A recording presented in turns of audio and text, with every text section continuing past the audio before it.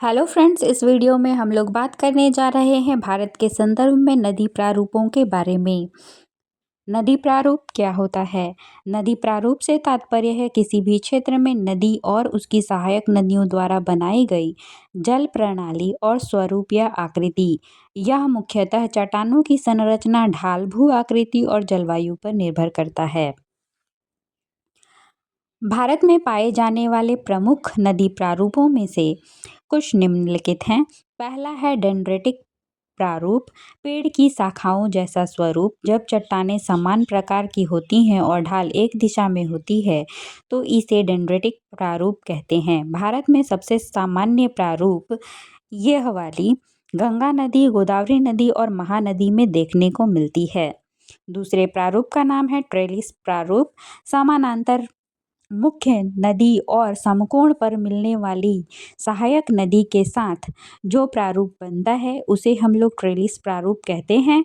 कठोर और मुलायम चट्टानों के वैकल्पिक परतों वाले क्षेत्रों में इस तरह का पैटर्न देखने को मिलता है। नर्मदा नदी और ताप्ती नदी ट्रेलिस पैटर्न बनाती हैं। अगला प्रारूप है रेडियल प्रारूप। जब नदियां किसी पर्वत या पहाड़ी से चारों ओर बहती हैं, ऊंचे स्थल से सभी दिशाओं की ओर प्रवाह करती हैं, तो इसको हम लोग रेडियल प्रारूप कहते हैं। इसका उदाहरण है चंबल नदी और सोन नदी।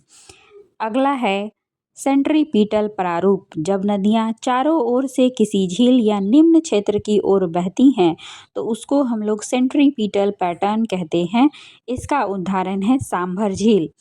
अगला है आयताकार प्रारूप। जब नदियां सम कोण पर मुड़ती हैं और भ्रंश या दरारों वाले क्षेत्र की ओर बढ़ जाती हैं तो उसको हम लोग कहते हैं आयताकार प्रारूप। इसका उदाहरण है कोसी नदी।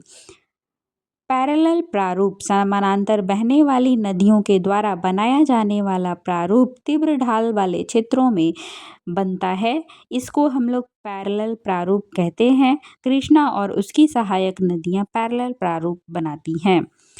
भारत की नदी के प्रारूपों को प्रभावित करने वाले कारक। दोस्तों, अब तक हम लोगों ने देखा भारत की नदियां और उनके प्रारूपों को। अब हम लोग जान लेते हैं कि भारत की नदियों के प्रारूपों को कौन से कारक हैं जो प्रभावित करते हैं। तो उसमें मुख्य कारक है भू आकृति, पर्वत, पठार या मैदानी क्षेत्र। दूसरा है चट्टानों की संरचना, रॉक स्ट्रक्चर। तीसरा है जलवायु या क्लाइमेट और चौथा है ढाल।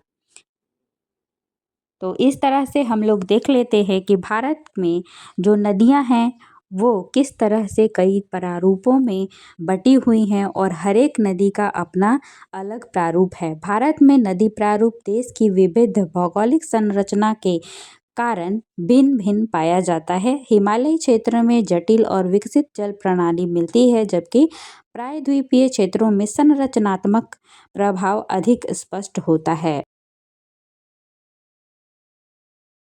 आशा है वीडियो आपको पसंद आई होगी। आपको जो पैटर्न समझाया गया है, अपवाह प्रारूप बताया गया है, वो समझ में आया होगा।